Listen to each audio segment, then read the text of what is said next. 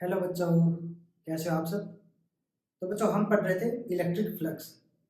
हमने पिछली क्लास में इलेक्ट्रिक फ्लक्स के बारे में जाना था कि क्या होता है और गॉस लॉ क्या है, उसने कैसे इलेक्ट्रिक फ्लक्स को डिफाइन किया है। ठीक है। और लास्ट क्लास में मैंने आपको ये होमवर्क दिया था। इसमें हमें इलेक्ट्रिक फील्ड दी हुई थी जो कि आई कैप की डायरेक्शन में यानी कि एक्स एक्सिस की डायरेक्शन में, और वो वेरिएबल इलेक्ट्रिक फील्ड है। एक्स के साथ साथ इलेक्ट्रिक फील्ड का जो मैग्नीट्यूड है वो वेरी कर रहा था, और हमें इस क्यूब के थ्रू फ्लक्स निकालना है। मैंने आपको बताया था कि फ्लक्स का फार्मूला क्या होता है, ए डॉट ए। ठीक है। तो यहाँ पे ई वेक्टर तो हमें दिया हुआ है। ई वेक्टर कितना है, अल्फा एक्स स्क्वायर आई कैप। अब अगर क्यूब की बात करें, क्यूब में एरिया वेक्टर बच्चों, क्यूब के 6 साइड्स होते हैं। 6 साइड्स के लिए जो एरिया वेक्टर होगा अलग अलग होगा। इसके एरिया वेक्टर की डायरेक्शन ये रहेगी बच्चों, इसके नॉर्मल। इस वाले सरफेस के लिए एरिया वेक्टर की डायरेक्शन इसके नॉर्मल रहेगी, यानी कि माइनस आई कैप की डायरेक्शन में। अगर मैं ये सामने वाली साइड की बात करूं तो इसके एरिया वेक्टर की डायरेक्शन जेड कैप की डायरेक्शन में रहेगी। ठीक है। ऐसे ये वाली जो साइड है हमारी साइड वाली, इसके एरिया वेक्टर की डायरेक्शन आई कैप की डायरेक्शन में रहेगी। ठीक है। तो हमें सबके लिए फ्लक्स निकालने के बजाय अगर हम थोड़ी सी कॉमन सेंस यूज करें तो हमारा काम आसान हो जाएगा बच्चों। अब क्या होगा कि इलेक्ट्रिक फील्ड की वैल्यू दी हुई है हमें कि इलेक्ट्रिक फील्ड आई कैप की डायरेक्शन में। ठीक है बच्चों। तो यहां से स्टार्ट होके आई कैप की डायरेक्शन में जाएगी। यहां से इलेक्ट्रिक फील्ड क्यों स्टार्ट होगी, क्योंकि यहाँ पे एक्स की वैल्यू क्या है, जीरो। और जब जीरो पुट करोगे तो इलेक्ट्रिक फील्ड क्या हो जाएगी, जीरो। यानी कि ओरिजिन पे हमारी इलेक्ट्रिक फील्ड जीरो है, और जैसे जैसे हम एक्स की डायरेक्शन में जा रहे हैं वो इंक्रीज होते जा रहे हैं। ठीक है। अब अगर देखोगे तो एक्स एक्सिस की डायरेक्शन में इलेक्ट्रिक फील्ड मूव कर रही है, और ये जो सरफेस है बच्चों, इसका जो नॉर्मल रहेगा वो हमारा जेड कैप की डायरेक्शन में रहेगा। तो इलेक्ट्रिक फील्ड और इसके एरिया वेक्टर, ठीक है, इसका एरिया वेक्टर जेड कैप की डायरेक्शन में, इलेक्ट्रिक फील्ड एक्स कैप की डायरेक्शन में। दोनों के बीच में एंगल कितना बना हमारा, 90 डिग्री। और डॉट प्रोडक्ट में हमें क्या पता है, ई ए कोस थीटा। थीटा अगर 90 होगा तो कोस 90 क्या बनेगा, जीरो। तो यानी कि इस सरफेस के लिए हमारा फ्लक्स क्या रहेगा, जीरो। ऐसे ही टॉप सरफेस के लिए एरिया वेक्टर वाई कैप की डायरेक्शन में, इलेक्ट्रिक फील्ड एक्स कैप की डायरेक्शन में। तो दोनों के बीच में एंगल क्या बना, 90 डिग्री। 90 डिग्री के लिए कोस 90 जीरो, तो फ्लक्स जीरो। यानी कि टॉप सरफेस के लिए भी फ्लक्स जीरो। इस सरफेस के पीछे वाला सरफेस, यानी कि ये जो पीछे दिख रहा है हमें वाई एक्स प्लेन में, उसके लिए भी फ्लक्स जीरो हो जाएगा। नीचे वाले सरफेस के लिए जो बॉटम है हमारा जेड एक्स प्लेन में, ठीक है, उसके लिए भी फ्लक्स क्या हो जाएगा, जीरो, क्योंकि उसका एरिया वेक्टर कहाँ है, नीचे की ओर, जबकि इलेक्ट्रिक फील्ड एक्स एक्सिस की डायरेक्शन। तो हमारा फ्लक्स किसके लिए आएगा, हमारा फ्लक्स आएगा सिर्फ और सिर्फ इस वाले सरफेस के लिए। ठीक है, जिसमें जिसका जो एरिया वेक्टर है वो बच्चों एक्स की डायरेक्शन में। ठीक। तो अगर हम एरिया वेक्टर लिखें तो एरिया वेक्टर में क्या होता है, एक मैग्नीट्यूड होता है और उसकी डायरेक्शन होती है। इस सरफेस का एरिया क्या बनेगा, मैग्नीट्यूड वाइज देखें, हमारा क्यूब क्या है, ए लेंथ का है, मतलब साइड ए है, तो ए इंटू ए स्क्वायर हो जाएगा, ये हो गया मैग्नीट्यूड। और एरिया वेक्टर की डायरेक्शन क्या बनी, आई कैप। ठीक है। तो हमारे पास एरिया वेक्टर भी आ गया, इलेक्ट्रिक फील्ड भी है, तो फ्लक्स निकाल लेंगे बच्चों। E dot A alpha x square A square I cap dot I cap. ठीक है, आई डॉट आई 1 हो जाएगा, ये बना अल्फा एक्स स्क्वायर ए स्क्वायर। और इस जगह पे हमें इलेक्ट्रिक फील्ड देखनी है बच्चों, है ना, कि यहाँ पे इलेक्ट्रिक फील्ड की क्या वैल्यू थी। तो ये जो प्लेन है हमारा, ये ओरिजिन से कितना दूर है, ए डिस्टेंस दूर है। तो ए डिस्टेंस पे हमारी एक्स की वैल्यू क्या रहेगी, एक्स इक्वल टू ए। तो इलेक्ट्रिक फील्ड बन जाएगा, जब ए पुट करोगे तो अल्फा ए स्क्वायर इंटू ए स्क्वायर अल्फा ए की पावर 4, ये हमारा क्या बन जाएगा बच्चों, फ्लक्स। ठीक है, ये हम कहाँ देख रहे हैं, ए डिस्टेंस दूर देख रहे हैं ओरिजिन से, यानी कि एक्स की वैल्यू ए पुट करेंगे। ठीक है, क्योंकि सिर्फ यही सरफेस तो हमें फ्लक्स दे रहा है। ठीक, तो इस सरफेस में से कितनी इलेक्ट्रिक फील्ड क्रॉस कर रही है वही तो हमें देखना है। तो इलेक्ट्रिक फील्ड की वैल्यू कब आएगी, जब हम इसमें x की जगह क्या पुट करेंगे, a पुट करेंगे, ठीक है। तो जब वो पुट कर देंगे तो हमारे पास फ्लक्स की वैल्यू आ जाएगी अल्फा a की पावर 4, ठीक है बच्चों। आई होप सबका आंसर आया होगा ये, ठीक। अगर किसी को कुछ कंफ्यूजन थी तो वीडियो को दोबारा देखो और एक बार खुद से ट्राई करके देखो, ठीक है। तो आज हम मूव करेंगे एप्लीकेशन पार्ट में, ठीक है।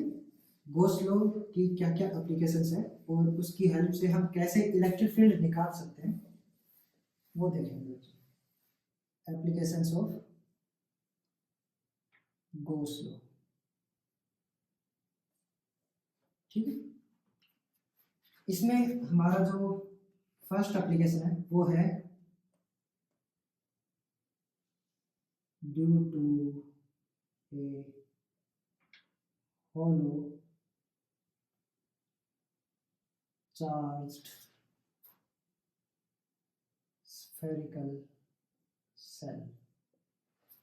हमारे पास एक होलो स्फेरिकल सेल है बच्चों, मान लेते हैं कि r रेडियस की,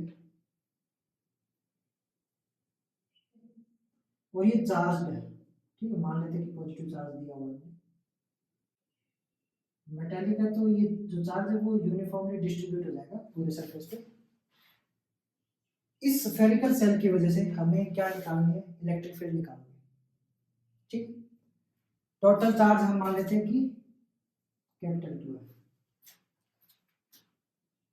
तो इसमें तीन केस हो सकते हैं बच्चों, कि एक तो जो हम इलेक्ट्रिक फील्ड निकाल रहे हैं वो किसके लिए निकाल रहे हैं, r डिस्टेंस पे हम इलेक्ट्रिक फील्ड निकाल रहे हैं, ठीक है, किसी भी r डिस्टेंस पे। और स्फेरिकल सेल जो है वो हमारा कैपिटल R रेडियस का है, ठीक। तो हमारा जो केस वन रहेगा वो क्या रहेगा कि जहां पे हम इलेक्ट्रिक फील्ड निकाल रहे हैं r डिस्टेंस वो हमारा बड़ा है किससे, रेडियस ऑफ द सेल से, ठीक है। तो इस केस के लिए इलेक्ट्रिक फील्ड क्या बनेगी, यानी कि हम कहाँ इलेक्ट्रिक फील्ड निकाल रहे हैं,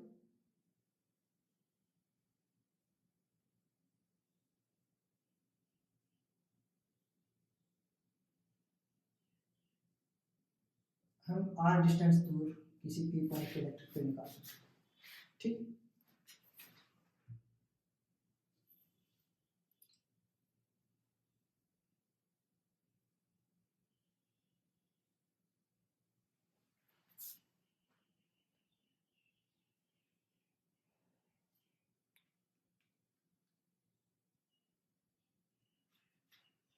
ठीक है बच्चों, तो r डिस्टेंस दूर हमें किसी p पॉइंट पे इलेक्ट्रिक फील्ड निकालना है, तो हम क्या करेंगे, उस p पॉइंट से होता हुआ एक स्फीयर बनाएंगे, ठीक है। स्फीयर की रेडियस क्या रहेगी हमारी r, ठीक। इस स्फीयर को हम क्या बोलेंगे, गॉसियन सरफेस,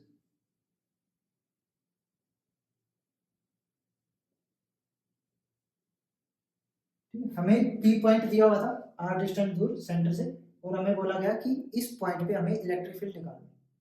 तो हमने क्या किया, हमारी जो चार्ज्ड बॉडी है वो किस शेप की थी, स्फेरिकल शेप की, ठीक है। हमने क्या किया, हमारा गॉसियन सरफेस भी हमने कैसा लिया फिर, स्फेरिकल, ठीक है, ताकि सिमेट्री मेंटेन रहे, सिमेट्री से काम आसान हो जाता है बच्चों। तो इस p पॉइंट से होते हुए हमने एक स्फीयर ड्रॉ किया जिसको हम बोले गॉसियन सरफेस। तो इस गॉसियन सरफेस की हमारी रेडियस क्या रहेगी, r, स्मॉल r, ठीक। अब क्या है बच्चों कि हम इस स्फीयर पे कुछ सरफेस मान लेते हैं यूनिट एरिया का, ठीक है। इसका मैग्नीट्यूड, रेडियस, डायरेक्शन क्या रहेगा बच्चों, एन कैप। एन कैप किसकी डायरेक्शन है, नॉर्मल, ठीक है। सेंटर से अगर रेडियस वेक्टर निकालो तो रेडियस वेक्टर की डायरेक्शन में हमारा एन कैप रहेगा, ठीक है, क्योंकि रेडियस वेक्टर भी नॉर्मल होता है और ये एरिया डायरेक्शन तो है ही नॉर्मल, ओके। और हमारे सेल की वजह से यहाँ पे इलेक्ट्रिक फील्ड जो है वो मान लेते हैं ये, ठीक है, पी वेक्टर।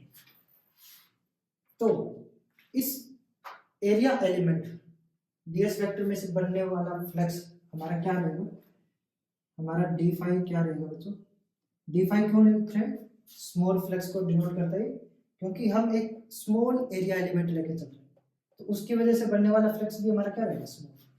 और ये किसके बराबर रहेगा, E vector dot ds vector के।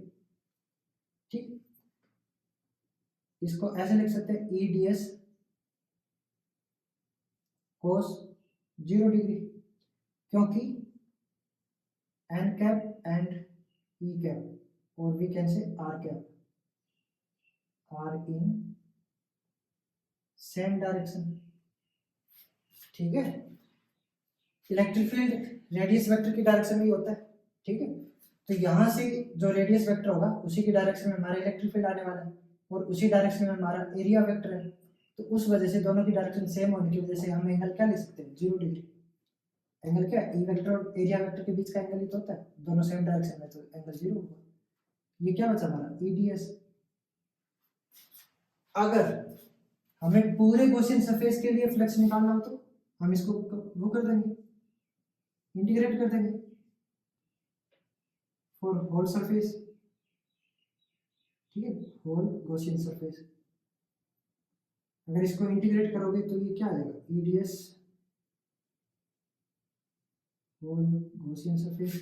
ये हमारा क्या है, कांस्टेंट होता है बच्चों। ठीक है, आर डिस्टेंस दूर हमारा इलेक्ट्रिक फील्ड क्या रहने वाला है, कांस्टेंट रहने वाला है, तो उसको बाहर लिख लेंगे, इंटीग्रेशन होगा सिर्फ ds का। और ds यानी कि ये जो सरफेस है हमारा गॉसियन सरफेस, इसका कंप्लीट सरफेस एरिया क्या बनेगा, ऐसे ऐसे एरिया एलिमेंट को जोड़ोगे तो कंप्लीट सरफेस एरिया बनेगा ना। तो स्फीयर के लिए सरफेस एरिया क्या होता है, अगर रेडियस r हो तो स्फीयर का एरिया क्या बनेगा, surface area 4 pi r square. ठीक है, तो फ्लक्स कितना है बच्चों हमारा, E into 4 pi r square. अब गॉस लॉ क्या कहता है, गॉस लॉ कहता है कि हमारा फ्लक्स किसके बराबर होता है, Q बाय एप्सिलॉन नॉट। और Q क्या है, चार्ज एनक्लोज्ड। ठीक है, तो यहाँ पे जो हमारा गॉसियन सरफेस है ये वाला, इसके अंदर टोटल चार्ज कितना है, टोटल चार्ज हमारा ये Q। ठीक है, तो यहाँ पे हमारा जो फ्लक्स है बच्चों वो क्या बनेगा, charge enclosed divided by epsilon not. ठीक है, टोटल चार्ज नेट कितना है हमारे गॉसियन सरफेस के अंदर, Q। और ये फ्लक्स तो आया हमारा गॉस लॉ से, और ऐसे कैलकुलेट करके हमने डेफिनेशन से कैलकुलेट करके हमने फ्लक्स क्या निकाला, E into 4 pi r square. ठीक है बच्चों, तो इस टर्म से हमारा E क्या आ जाएगा, 4 पाई r स्क्वायर को नीचे ले आएंगे।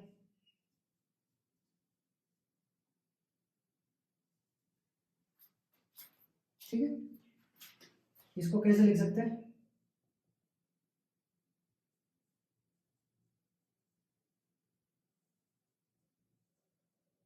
और इसको कैसे लिख सकता हूँ, के क्यू बाई आर स्क्वायर। ये क्या के बराबर होता है हमारा। ठीक है, तो यहाँ पे हमारी इलेक्ट्रिक फील्ड क्या है बच्चों, आउटवर्ड डायरेक्शन में, E इज इक्वल्स टू के क्यू बाई आर स्क्वायर। इसका मतलब पता है, अभी जो हम ये जो चार्ज हमारा कंप्लीट होलोस्फीयर होलोस्फेरिकल सेल पे ऊपर फैला हुआ है, ये कैसे एक्ट कर रहा है, as a point charge act कर रहा है। हमने क्या पढ़ा था कि अगर हमारे पास Q चार्ज हो और r डिस्टेंस दूर अगर हमें इलेक्ट्रिक फील्ड निकालनी हो इसकी वजह से, तो वो किसके बराबर आती है, के क्यू बाई आर स्क्वायर। यहाँ पे ये जो चार्ज Q होता है ये हमारा पॉइंट चार्ज होता है, यानी कि एक पॉइंट पे हमारा चार्ज इकट्ठा है। तो जब हम इलेक्ट्रिक फील्ड निकाल रहे थे किसी r डिस्टेंस पे जो कि बड़ा है रेडियस ऑफ स्फेरिकल सेल, ठीक है, तो उस केस में हमारा जो ये अंदर का जो चार्ज है होलोस्फेरिकल सेल पे जो चार्ज है वो कैसा एक्ट कर रहा है, as a point charge act, यानी कि वो जो सारा चार्ज है वो कहाँ पे इकट्ठा है, सेंटर पे इकट्ठा हो रखा है, ऐसे एक्ट कर रहा है। ठीक है, यानी कि जो नेट क्यू चार्ज है वो यहाँ पे लाई कर रहा है, तब इससे r डिस्टेंस दूर कितनी इलेक्ट्रिक फील्ड बनती है, के क्यू बाई आर स्क्वायर। और ये सेम वैल्यू कहाँ से आ रही है, हमारे स्फेरिकल सेल से आ रही है। ठीक है, यानी कि ये जो सारा चार्ज है ये कंसंट्रेटेड होके एक जैसा अफेक्ट दे रहा है। ठीक, तो ये इलेक्ट्रिक फील्ड आई बच्चों हमारी कब, जब हमारा आर बड़ा है रेडियस ऑफ स्फेरिकल सेल से। ठीक है, अब इसी में केस 2 क्या बन सकता है कि जब हमारा जो पॉइंट जहां पे हम इलेक्ट्रिक फील्ड निकालते हैं वो किसके बराबर हो, radius of hollow spherical shell के बराबर। ठीक, चार्ज सेल जो है उसकी जो रेडियस है उसके बराबर हमारे स्मॉल आर की वैल्यू, यानी कि हमें surface of the spherical shell पे इलेक्ट्रिक फील्ड निकालना है।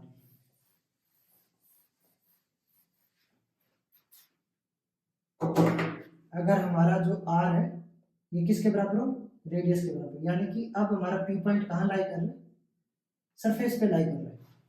होलो स्फेरिकल सेल जो है उसके सरफेस पे अभी हमें इलेक्ट्रिक फील्ड निकालनी हो कि यहाँ पे इलेक्ट्रिक फील्ड क्या बने।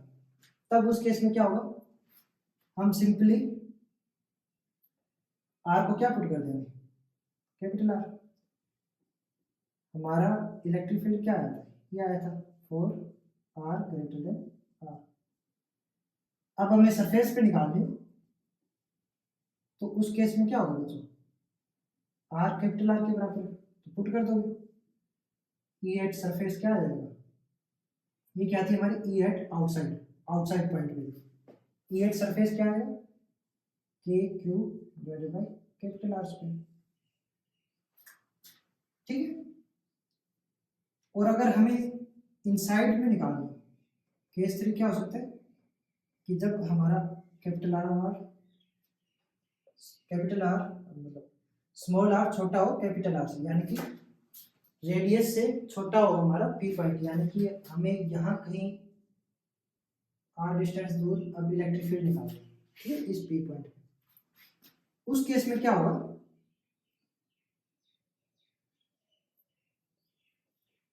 हम क्या करेंगे, हम एक गॉसियन सरफेस बनाएंगे जो कि पी पॉइंट से होते हुए जाएगा। ठीक है, इस सरफेस पे हम फिर से एक स्मॉल एरिया एलिमेंट लेंगे और उस एरिया एलिमेंट की वजह से यहाँ पे बनने वाला फ्लक्स निकालेंगे।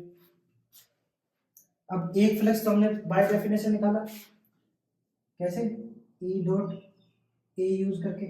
ठीक, स्मॉल एरिया एलिमेंट के लिए डी फाइव बन जाएगा और ये डी ए, और ये क्या आएगा E D A cos 0 degree, क्योंकि इलेक्ट्रिक फील्ड और एरिया एलिमेंट दोनों किसकी डायरेक्शन में रहेंगे, आर कैप की डायरेक्शन में। ठीक है, सेम डायरेक्शन होने की वजह से दोनों के बीच में एंगल 0 बनेगा, ई डी ए।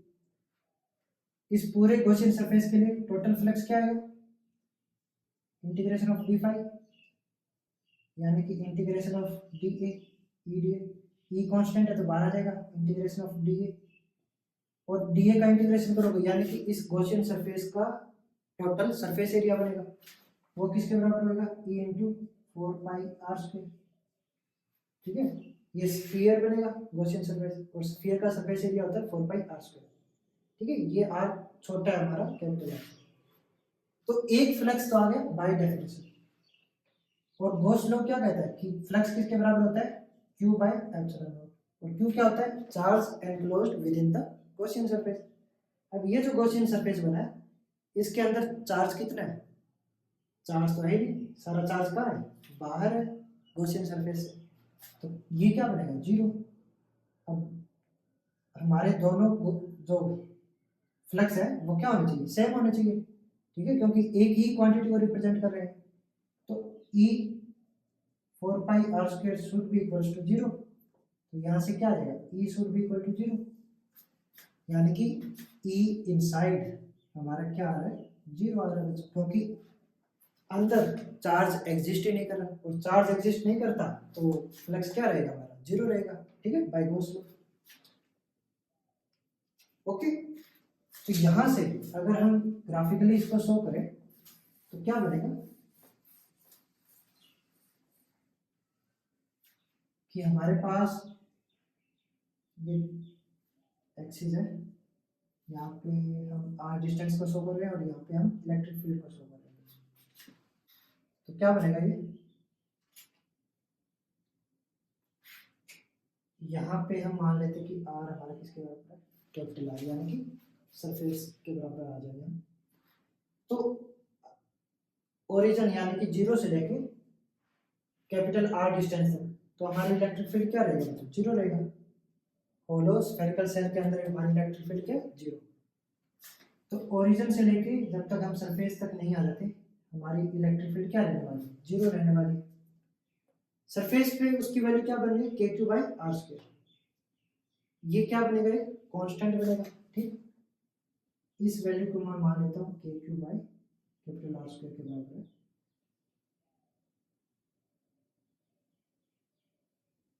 तो हमारी इलेक्ट्रिक फील्ड यहाँ पे पहुंच जाएगी, ठीक है, एट सरफेस। उसके बाद में क्या आ रहा है, आउटसाइड। जैसे जैसे आर हमारा बढ़ता जाएगा, जैसे जैसे हम दूर जाते जाएंगे, ठीक है, तो हमारी इलेक्ट्रिक फील्ड कैसे वेरी कर रही है, ई आउटसाइड के के क्यू बाई आर स्क्वायर, यानी कि E outside is inversely proportional to R square. और ये इस टाइप का होता है, ठीक है, E is inversely proportional to R square, ठीक है। तो ये हमारा कुछ इस टाइप का वेरिएशन बनता है इलेक्ट्रिक फील्ड का। जीरो से लेकर सरफेस तक हमारी इलेक्ट्रिक फील्ड जीरो रहेगी, सरफेस पे उसकी वैल्यू मैक्सिमम होती है के क्यू बाई आर स्क्वायर, और फिर जैसे जैसे हम सरफेस से दूर जाते जाएंगे आर स्क्वायर के इनवर्सली रिलेशन के साथ में हमारी इलेक्ट्रिक फील्ड वेरी करती जाएगी, ठीक है, डिक्रीज होती जाएगी। और अगर हम इस फार्मूले को एक दूसरे तरीके से भी लिखें तो कैसे लिखेंगे, यहाँ चार्ज यूज हुआ है, चार्ज की जगह हम क्या पुट कर सकते हैं, surface density. Surface charge density बच्चों क्या होती है, किससे रिप्रेजेंट करते हैं, सिग्मा से। और ये क्या बनता है, चार्ज पर यूनिट एरिया। और सरफेस एरिया क्या है, 4 पाई आर स्क्वायर, ठीक है। Q divided by 4 pi R square हमारा क्या बनेगा, सिग्मा, सरफेस चार्ज डेंसिटी। तो क्यू की जगह हम क्या लिख सकते हैं, sigma into 4 pi R square. तो अगर यहाँ पे पुट करोगे बच्चों, यहाँ पे पुट कर देता हूँ, के बाय आर स्क्वायर की जगह मैं इधर क्यू की जगह वो पुट कर देते हैं sigma into 4 pi R square. तो ये क्या बनेगा बच्चों, के क्या होता है 1 बाय 4 पाई एप्सिलॉन नॉट, और ये ऊपर क्या आ रहा है, सिग्मा 4 पाई आर स्क्वायर, नीचे आर स्क्वायर हो रहा है, 4 पाई से 4 पाई कैंसिल हो जाएगा, क्या बचा बच्चों, sigma capital R square divided by epsilon naught small R square, ठीक है। यहाँ भी आर हमारा फिक्स है, ठीक है, रेडियस, एप्सिलॉन नॉट तो आई constant, sigma surface charge density fix होती है, तो ये चीज कांस्टेंट है। इलेक्ट्रिक फील्ड कैसे वेरी कर रहा है, inversely proportional to R square, और ये आउटसाइड इलेक्ट्रिक फील्ड है। सरफेस पे क्या बन जाएगा, सरफेस के लिए हमारा आर क्या रहेगा बच्चों, कैपिटल आर के बराबर, तो capital R square divided by capital R square cancel हो जाएगा, तो सरफेस पे हमारी इलेक्ट्रिक फील्ड क्या बनेगी, सिग्मा बाय एप्सिलॉन नॉट, ठीक। और इनसाइड तो जीरो है ही बच्चों, ओके। तो हम इलेक्ट्रिक फील्ड को चार्ज की टर्म में भी लिख सकते हैं और सरफेस चार्ज डेंसिटी के टर्म में भी लिख सकते हैं, आपको दोनों तरीके पता होने चाहिए, ठीक है। तो ये थी हमारी फर्स्ट एप्लीकेशन जहां पे हम होलो चार्ज स्फेरिकल सेल की वजह से इलेक्ट्रिक फील्ड फाइंड आउट कर रहे थे, ठीक है। और इसमें हमने यूज किया हमारे गॉस लॉ का, कैसे, क्या स्टेप बाय स्टेप क्या प्रोसीजर रहेगा हमारा, कि हम पहले तो हम बाय डेफिनेशन फ्लक्स निकालेंगे। बाय डेफिनेशन का मतलब कि हम ई डॉट ए की हेल्प से फ्लक्स निकालेंगे, फिर हम सेकेंड टाइम फ्लक्स निकालेंगे गॉस लॉ की हेल्प से। गॉस लॉ क्या कहता है कि फ्लक्स किसके बराबर है, क्यू बाय एप्सिलॉन नॉट, और क्यू क्या होता है, charge enclosed with in the Gaussian surface. तो हम अब हमारे पास दो फ्लक्स की वैल्यूज आ गई, एक by definition E dot A करके, एक by the help of Gauss law. अब दोनों सेम चीजें दे रहे हैं तो दोनों बराबर होने चाहिए, दोनों को इक्वेट कर देंगे तो वहां से हमें क्या मिल जाएगा, इलेक्ट्रिक फील्ड मिल जाएगा, ओके। तो फर्स्ट एप्लीकेशन होलो चार्ज स्फेरिकल सेल। अब सेकंड एप्लीकेशन देखो बच्चों, सेकंड एप्लीकेशन में हम हमारी चार्ज बॉडी को चेंज कर देते हैं। होलो स्फेरिकल शेल की जगह हम ले लेते हैं चार्ज्ड स्फीयर, ठीक है, सॉलिड स्फीयर ले लेंगे। और कंडक्टिंग है बच्चों, ये कंडक्टिंग के और केस में मैंने क्या बताया था कि जो भी कंडक्टिंग बॉडी होगी उसका जो सारा चार्ज है वो कहाँ पे आ जाएगा, उसके सरफेस पे आ जाएगा, ठीक है। तो जो हमारे स्फीयर के अंदर जो भी चार्ज प्रेजेंट है वो सारे के सारे कहाँ पे आ जाएंगे, सरफेस पे।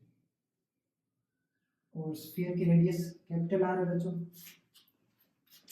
अब हमें क्या करना है, इलेक्ट्रिक फील्ड निकालने।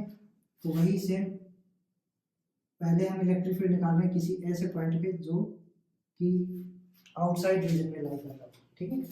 अगर हम इस पी पॉइंट पे इलेक्ट्रिक फील्ड निकालें जो कि आर डिस्टेंस दूर है सेंटर से, तो हम कैसे निकालेंगे। पहले तो इस पी पॉइंट से होते हुए हम एक गॉसियन सरफेस ड्रॉ करेंगे। अब गॉसियन सरफेस की शेप क्या रहेगी, हमें हमारी बॉडी के सिमेट्रिक शेप रखनी होती है गॉसियन सरफेस की। अगर हमारी बॉडी स्फेरिकल है तो हम एक स्फेरिकल शेप ही लेंगे गॉसियन सरफेस की, ताकि हमें आसानी हो सॉल्व करने में। हम नहीं चाहेंगे कि हमें दुखी होना पड़े, ठीक है, आराम ही आराम है, लेकिन यहाँ पे आराम ही सब कुछ है, हमें चाहिए फुल आराम, ठीक है। तो हमने एक स्फीयर गॉसियन सरफेस बनाया। इस गॉसियन सरफेस पे हमारी जो इलेक्ट्रिक फील्ड है वो क्या रहेगी। तो पहले तो हम स्टेप बाय स्टेप चले, तो पहले हम फ्लक्स निकालेंगे with the help of definition. Flux की डेफिनेशन क्या है कि फ्लक्स किसके बराबर होता है, ई डॉट ए के बराबर। फिर हम फ्लक्स निकालेंगे with the help of Gauss law. Gauss law क्या कहते हैं, फ्लक्स किसके बराबर होता है, क्यू बाय एप्सिलॉन नॉट। और क्यू क्या है, चार्ज एनक्लोज्ड, ठीक है। अब दोनों सेम चीजें हैं तो दोनों को इक्वेट कर देंगे, और यहां से इनको इक्वेट करके हमारे पास क्या आ जाएगा, इलेक्ट्रिक फील्ड। ओके, तो पहले फ्लक्स कैसे निकालेंगे, उसके लिए हम क्या करेंगे, यहाँ पे एक स्मॉल एरिया एलिमेंट लेंगे। उस एरिया एलिमेंट पे इस स्फेरिकल बॉडी की वजह से मान लेते कि इलेक्ट्रिक फील्ड कितनी है, E। अब जो ई वेक्टर बच्चों वो रेडियस वेक्टर की डायरेक्शन में रहेगा, ठीक है। ई cap will be in the direction of the radius vector, ठीक है। और इस स्मॉल एरिया का जो डायरेक्शन होगा बच्चों वो भी क्या रहेगी, ये डायरेक्शन भी नॉर्मल रहेगी, ठीक है, यानी कि रेडियस वेक्टर की डायरेक्शन में रहेगी। तो दोनों हमारे सेम डायरेक्शन में। और ये एरिया एलिमेंट अगर ds है तो उस केस में फ्लक्स क्या बनेगा, ई वेक्टर डॉट ds वेक्टर, और ये स्मॉल फ्लक्स रहेगा बच्चों d फाई, ठीक। और दोनों की सेम डायरेक्शन होने की वजह से हम क्या लिख सकते हैं, सिंपली ईडीएस लिख सकते हैं, या फिर ये लिख दो R cap dot N cap. R cap dot N cap same direction में होने की वजह से दोनों का डॉट प्रोडक्ट क्या रहेगा, 1। तो ये रहा सिंपली ईडीएस। अब ये तो डी फाई आया हमारा सिर्फ और सिर्फ एक एरिया एलिमेंट के लिए, ऐसे पता नहीं कितने सारे एरिया एलिमेंट बन जाएंगे हमारे गॉसियन सरफेस पे। सबको कंबाइन करना हो तो हम क्या करेंगे, इंटीग्रेट कर देंगे फॉर द टोटल फ्लक्स, ठीक है। अब इंटीग्रेट करोगे तो ई तो हमारा क्या है, कांस्टेंट रहेगा बच्चों, क्योंकि यहाँ से आर डिस्टेंस दूर हमारी इलेक्ट्रिक फील्ड का मैग्नीट्यूड क्या रहेगा, सेम रहेगा हर पॉइंट पे, तो कांस्टेंट है, बाहर ले लो। इंटीग्रेशन किसका होगा, सिर्फ सिर्फ डीएस का। और कंप्लीट स्फीयर के लिए एरिया क्या बनेगा, इस पूरे स्फीयर का सरफेस एरिया। और अगर रेडियस आर है तो सरफेस एरिया क्या बनेगा, 4 पाई आर स्क्वायर। तो ये बना हमारा फ्लक्स।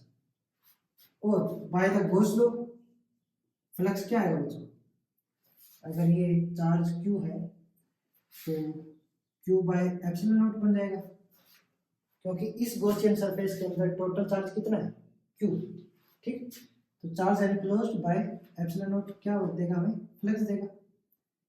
दोनों सेम है तो इक्वेट कर दो, a into 4 pi r square is equals to q by epsilon naught। यहाँ से e क्या आ गया बच्चों, 1/4πr²ε0 क्यू 1/4πε0 q/r²। ये हमारा बन गया इलेक्ट्रिक फील्ड। और इस वैल्यू को देखते हुए हम क्या बोल सकते हैं कि जब भी हमारा पॉइंट बाहर लाई कर रहा हो, ठीक है, ई आउटसाइड के केस में हमारा जो स्फीयर है, ठीक है, जो चार्ज स्फीयर है वो कैसे एक्ट कर रहा है, as a point charge act कर रहा है, ठीक है, कि सारा चार्ज जो है वो हमारा ओरिजिन पे कंसंट्रेटेड है, ठीक है, पॉइंट चार्ज की तरह एक्ट करेगा, तभी तो r डिस्टेंस दूर q चार्ज की वजह से इलेक्ट्रिक फील्ड क्या बना, kq/r²। ओके, सेम वैसे ही है जैसा हमने पिछले केस में किया था, होलो स्फीयर के केस में, ठीक। अब अगर चार्ज की जगह हमें क्या दे रखा हो, सरफेस चार्ज डेंसिटी दे रखी हो, तो सिग्मा क्या बनेगी, q/4πr कैपिटल R², ठीक है। सरफेस एरिया कितना है, 4πr², और टोटल चार्ज कितना है, q। तो चार्ज पर यूनिट एरिया क्या बनता है, सरफेस चार्ज डेंसिटी। तो यहाँ से q क्या आएगा, सिग्मा इंटू 4πr²। इधर q की जगह अगर ये वैल्यू पुट करोगे तो E आउटसाइड क्या बनेगा, sigma 4πr² divided by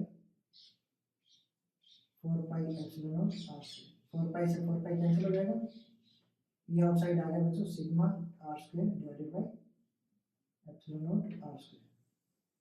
same वही है जो पिछले केस में आया था, ठीक है।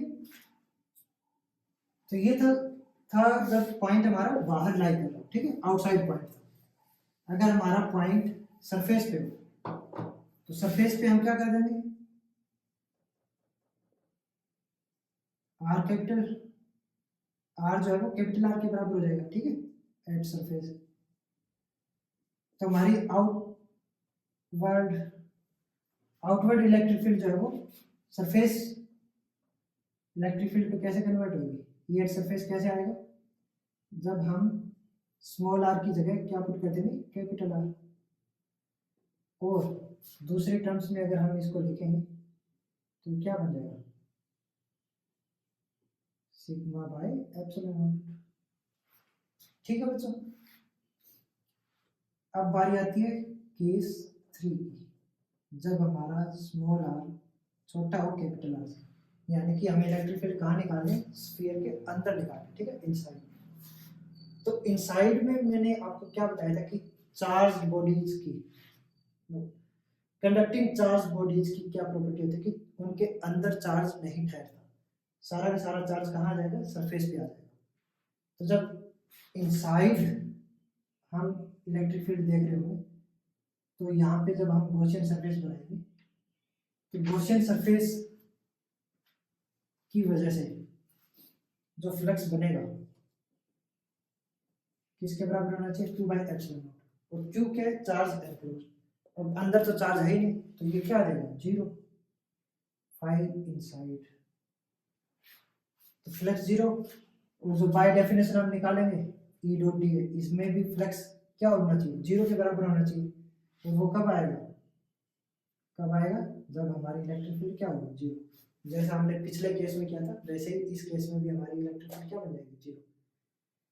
तो ये चीजें थी बच्चों किसके लिए, हमारे सॉलिड स्फीयर के लिए, ठीक है, चार्ज सॉलिड स्फीयर। और अगर ग्राफ बनाओगे इलेक्ट्रिक फील्ड और डिस्टेंस r के बीच में तो कैसा ग्राफ बनेगा, सेम आएगा। इलेक्ट्रिक फील्ड 0 है, कब तक 0 है, जब तक कि हमारा सरफेस तक नहीं आ जाते, जब तक हमारा r कैपिटल R के बराबर नहीं हो जाता। उसके बाद में हमारी इलेक्ट्रिक फील्ड की वैल्यू क्या आ रही है, सिग्मा बाय एप्सिलॉन नॉट के बराबर हो जा रही है, ठीक है। और फिर यहाँ से जब हम जैसे जैसे दूर जाते जाएंगे हमारी इलेक्ट्रिक फील्ड कैसे वेरी करती जाएगी, in inverse relation to the distance, square of the distance, ठीक है। तो ये थी बच्चों कंप्लीट चीजें हमारे चार्ज्ड कंडक्टिंग स्फीयर के लिए, ठीक है। इसमें 2 केस और बनते हैं, मतलब 2 केस क्या, 2 एप्लीकेशन और बची हुई है हमारी अभी तक, जिसमें हम इलेक्ट्रिक फील्ड निकालेंगे due to a charged line wire, यानी कि जो हमारे चार्जेज है वो एक लाइन में अरेंज्ड है, ठीक है। उस केस में किसी पॉइंट पे हमारी इलेक्ट्रिक फील्ड क्या बनेगी वो देखना है हमें। और दूसरा, अगर हमारे पास एक ऐसा प्लेन है, ठीक है, इस प्लेन पे चार्ज है, यानी कि हमारे पास क्या है, एक चार्ज्ड प्लेन सरफेस है या शीट बोल दो, उसकी वजह से जो इलेक्ट्रिक फील्ड बनेगी किसी पॉइंट पे, तो वो कैसे निकालेंगे। ये दो एप्लीकेशंस हम हमारे नेक्स्ट क्लास में पढ़ेंगे बच्चों, ठीक है। तब तक इसको प्रैक्टिस कीजिए। ये करने के बाद में आपको नेक्स्ट जो एप्लीकेशन हम पढ़ने वाले हैं उनमें आपको बहुत इजी फील होगा और आप उनको अपने आप से कर लोगे, ठीक है। बच्चों का खेल है, आपको बस स्टेप्स फॉलो करते जाना है। स्टेप्स में क्या है, एक बार हम फ्लक्स निकालेंगे बाय डेफिनेशन, एक बार हम फ्लक्स निकालेंगे बाय द गॉस लॉ, दोनों को इक्वेट कर दो, इलेक्ट्रिक फील्ड आ जाएगा, ठीक है। तो मिलते हैं बच्चों अपनी अगली क्लास में, तब तक स्वस्थ रहिए, हंसते खेलते रहिए और पढ़ते रहिए, ठीक है। जय श्री राम।